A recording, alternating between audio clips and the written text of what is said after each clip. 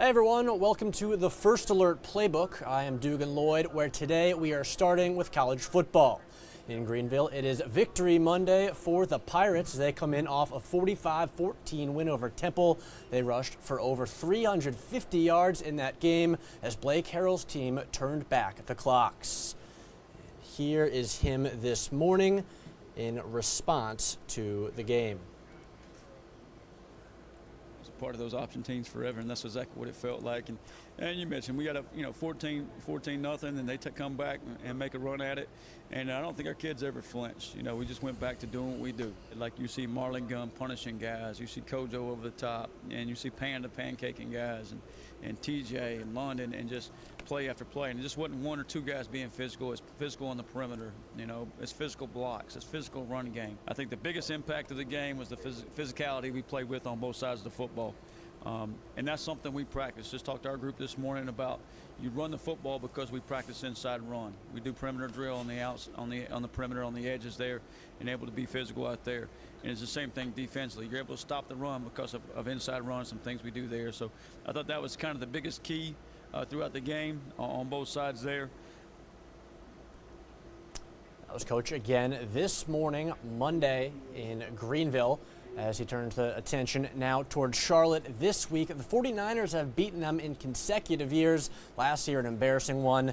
And as Coach is saying, this week it should feel a bit personal at Dowdy.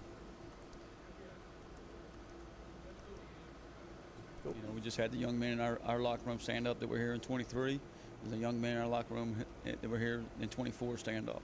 And they all know what that means and what that's about. And we do in our locker room, and we know we got to treat this game a little differently, I think we have in the past. And that's the biggest thing that we focused on and talked about in the off season. And it's the biggest game on our schedule because it's the next game. And it happens to be a team down the road, and that adds a little bit more to it. And it's became a team in this state that we got to establish who we are in this state and establish what we're about. And I just told our guys that we ain't the same team we were a year ago when we played these guys, but we got to go out and prove that on Saturday. We can't take a single play from last week, a single point, a single defensive stop into this week. We got to go out and be consistent with what we do every week. Obviously, the focus is on us, but that's definitely fresh in our minds, and we'll make sure it stays there as well.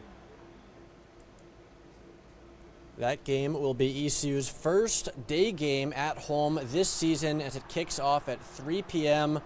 with the Pirates potentially being able to secure bowl eligibility with a win.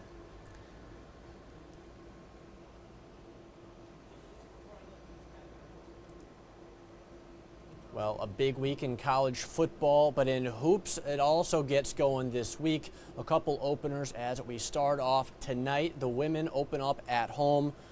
We've got a graphic here for you, and I can find it. There it is, as they host UNC Wilmington at 6 p.m. This year's team should look pretty different as a lot of new players on the roster. 10 new Pirates will be on the team as only a couple return from last year. That's tonight. And then tomorrow, the men open also at home. They've got Georgia Southern at 7 p.m. Pretty similar situation for them, only returning 3 key rotation guys from last year with a lot of new faces mixed in. It should be a lot to deal with early, but as the season moves on, the chemistry will grow from there. Now back to the high school level. This Friday is the first week of the playoffs. Our End Zone show will continue at 11 p.m. per usual. This year it'll be a little bit different in high school football as they've expanded to 8 different brackets. So we'll tackle that for the first time here at WITN as well. We've got a lot of teams on bye this week, but plenty of action as well. Most teams across the board making the playoffs this year. So should be a fun month of November in high school football and college as this thing ramps up.